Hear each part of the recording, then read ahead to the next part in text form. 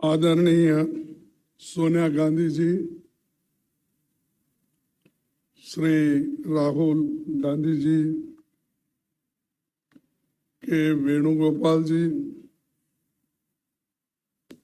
मधुसूदन मिस्त्री जी,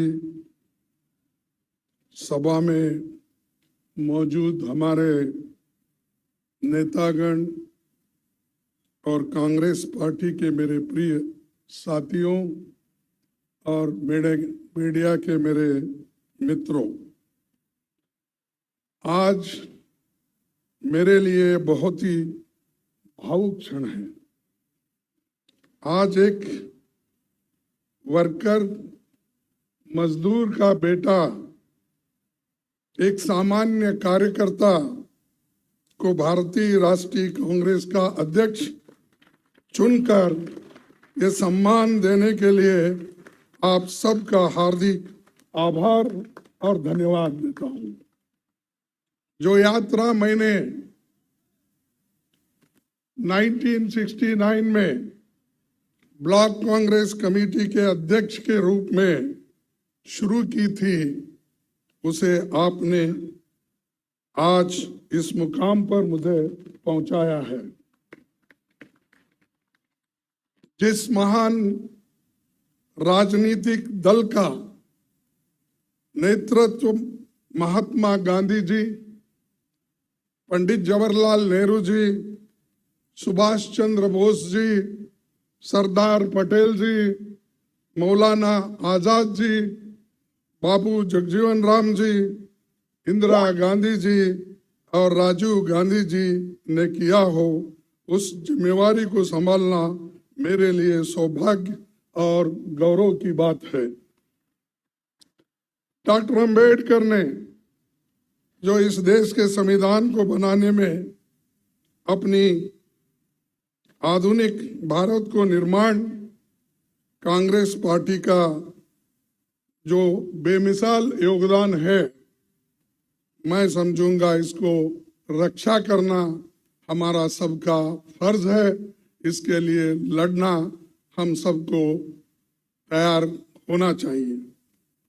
कांग्रेस के सभी पुराने अध्यक्षों को याद करते हुए मैं आप सबको भरोसा दिलाता हूं कि अपनी मेहनत से, अपने अनुभव से जो कुछ भी संभव होगा मैं करूंगा, लेकिन आप सबको भी मेरे साथ पूरी ताकत के साथ, लगन के साथ ठहरना होगा।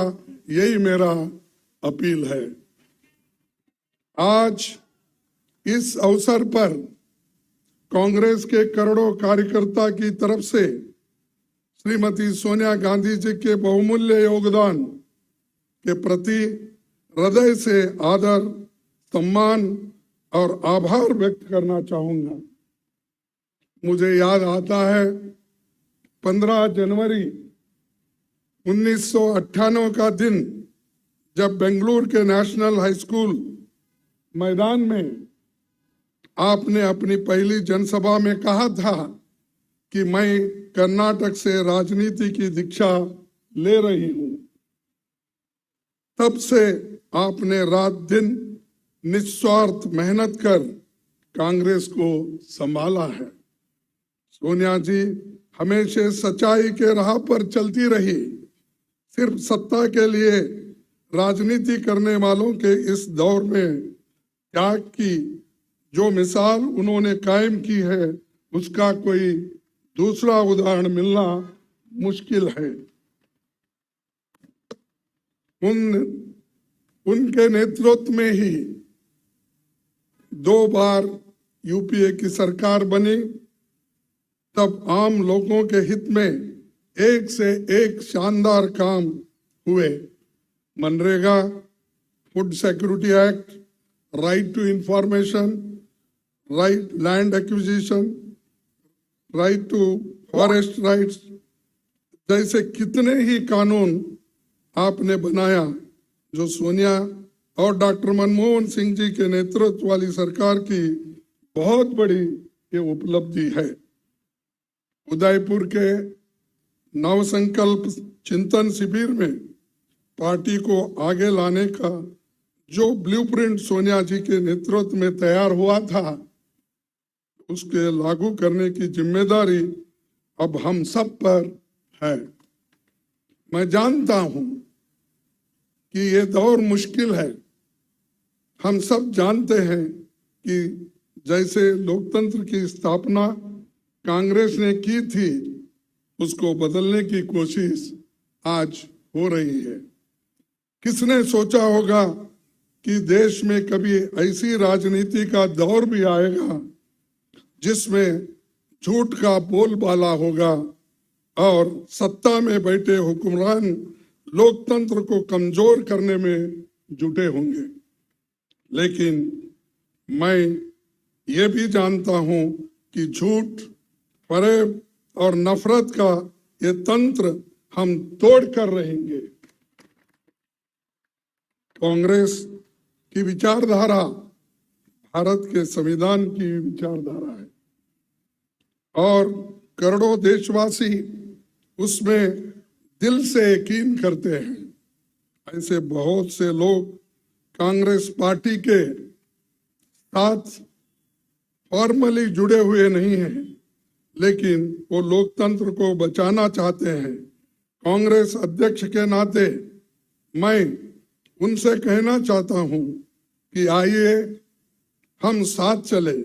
मैं उन्हें यकीन दिलाता हूं कि ये देश के सबके लिए और कांग्रेस की सबकी भलाई इसी में है।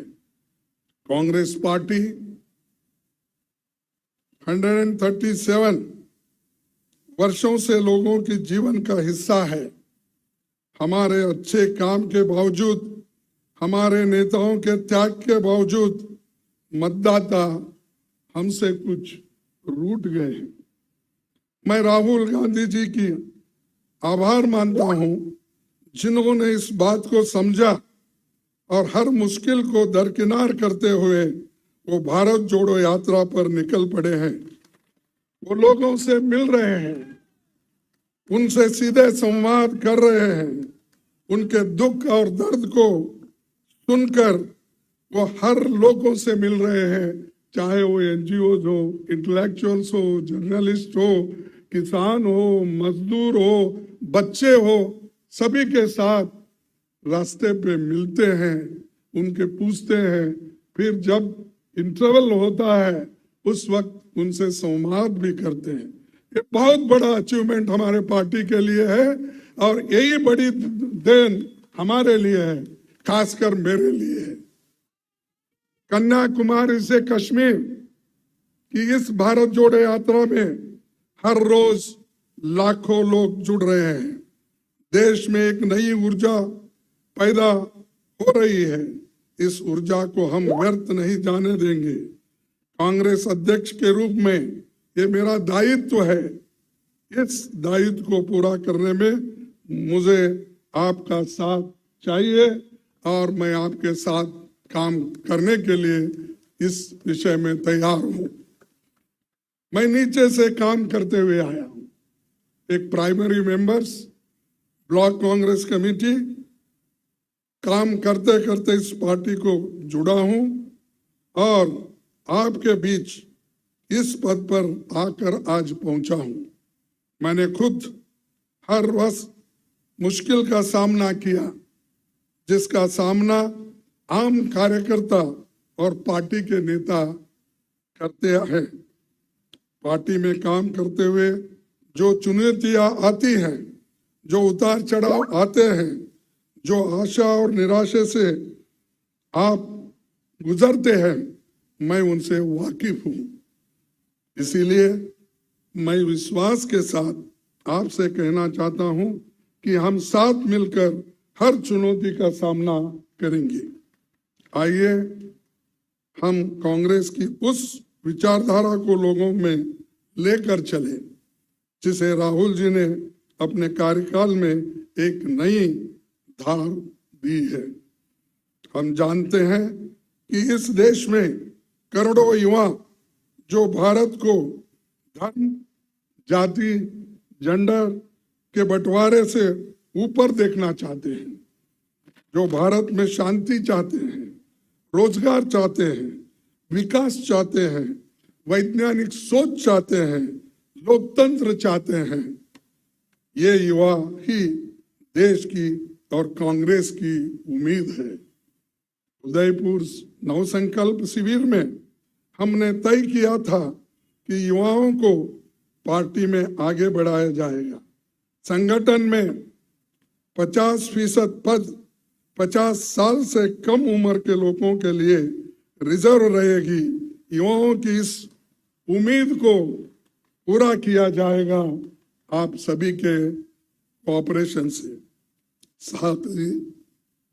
साथ ही उदयपुर में हमने तय किया था कि कांग्रेस के कार्यकर्ताओं को सशक्त किया जाएगा। ब्लॉक, जिला, राज्य और राष्ट्रीय स्तर पर सभी ऑर्गेनाइजेशनल वैकेंसीज भर दी जाएगी। ये होके रहेगा। उदयपुर डिक्लेरेशन में पार्टी के निर्णय जो लिया है कि उस चुनाव के तैयारियों के लिए भी पब्लिक इंसाइट डिपार्टमेंट और एआईसीसी इलेक्शन मैनेजमेंट डिपार्टमेंट बनाए जाएंगे। ये आज के समय की एक बड़ी जरूरत है, इसीलिए इन्हें हम तुरंत स्थापित करेंगे। सभी राज्यों में जल्दी पॉलिटिकल अफेयर्स कमेटी बनेगी। कांग्रेस प्रेसिडेंट की मदद से सोशल जस्टिस एडवाइजरी कमेटी और एससी, एसटी, ओबीसी वर्गों के लिए लीडरशिप मिशन भी हमें कुछ ही दिनों में बनाना होगा। हमें उदयपुर में संकल्प लिया था कि देश में मौजूदा सरकार की अराजकता को मुंह तोड़ जवाब देंगे। बीजेपी आरएसएस का सपना है कि ये देश विपक्ष मुक्त हो। वो लोग न्यू इंडिया की बहुत बात करते हैं, पर ये कैसा न्यू इंडिया है जिसमें युवाओं को रोजगार नहीं मिल रहा है, जहां किसानों को जीप के नीचे कुचल दिया जा रहा है, जिसमें महिलाओं पर अत्याचार बढ़ता जा रहा है और अत्याचारियों को सम्मान होते जा रहा है। ये कैसा न्यू इंडिया है जहां जनता महंगाई से त्राही त्राही कर रहे हैं, लेकिन सरकार आंखें बंद करके बैठी हुई है। भारत की जनता की कमाई और मेहनत बेच रही है, अपने चंद मित्रों के जेब में वो डाल रही है। इस न्यू इंडिया में भूखमरी बढ़ रही है, प्रदूषण बढ़ रहा है, शिक्षा महंगी हो गई है, लेकिन रुपए लुढ़क रहा है। यहाँ सरकार सो रही है, लेकिन ईडी, इनकम टैक्स, सीबीआई दमन के लिए 24 घंटे काम कर रहे हैं। उनके इस इंडिया में दलित, आदिवासी, अल्पसंख्यक, शोषित समाज के लोगों को अपमानित किया जाता है, उनके मौके छीने जा रहे हैं। और आज के दिन इसी न्यू इंडिया में झूठ को सच और सच को झूठ बनाया जा रहा है। यहाँ गोडसे को देशभक्त बोलते हैं और महात्मा गांधी जी को देशद्रोही बोलते हैं। यहाँ बाबा साहेब के संविधान को बदलकर संघ के संविधान को लाने की कोशिश हो रही है। इसी न्यू इंडिया को बनाने के लिए वो कांग्रेस मुक्त भारत चाहते हैं, क्योंकि कांग्रेस के रहते ऐसा हो नहीं सकता, ऐसा हम होने नहीं देंगे और इसको लड़ते रहेंगे। आज मैं खासकर इस मौके पर हमारी पार्टी के नए चुने गए 9,000 से भी ज्यादा डेलीगेट्स, पीसीसी डेलीगेट्स को बहुत बधाई देता हूं और उनसे कहना चाहता हूं कि आप हमारी पार्टी के आधार हो, आप जमीन से जुड़े हुए हो और जमीन से करीब हो। इसीलिए ये कहना गलत नहीं होगा कि आप हमारे कांग्रेस संगठन के आंख और कान हो। आप अपने अपने ब्लॉक में हमारे पार्टी के 6 करोड़ प्राथमिक सदस्यों के सुख दुख के साथी हो। हमारा एक आम कार्यकर्ता जब मजबूत होता है तभी हमारा केंद्रीय संगठन मजबूत बनता है।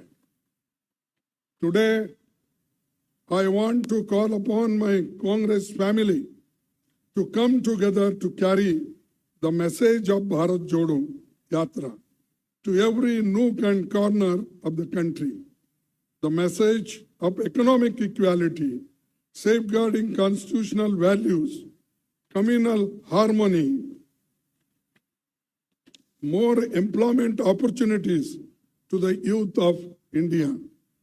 Let us tell the people of India that Congress with them in their struggles and aspirations.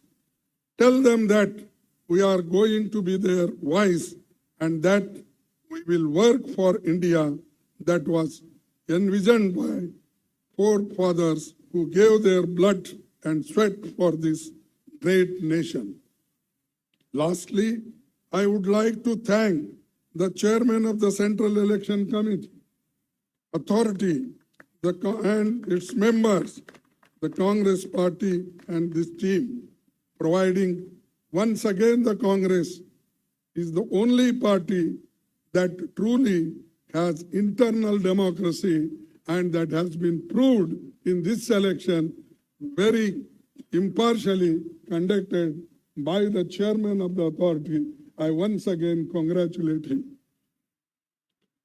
I also would like to thank CWC members, PCC presidents, CLP leaders, and all organizational wings for their support and cooperation that they extended for conducting this election smoothly.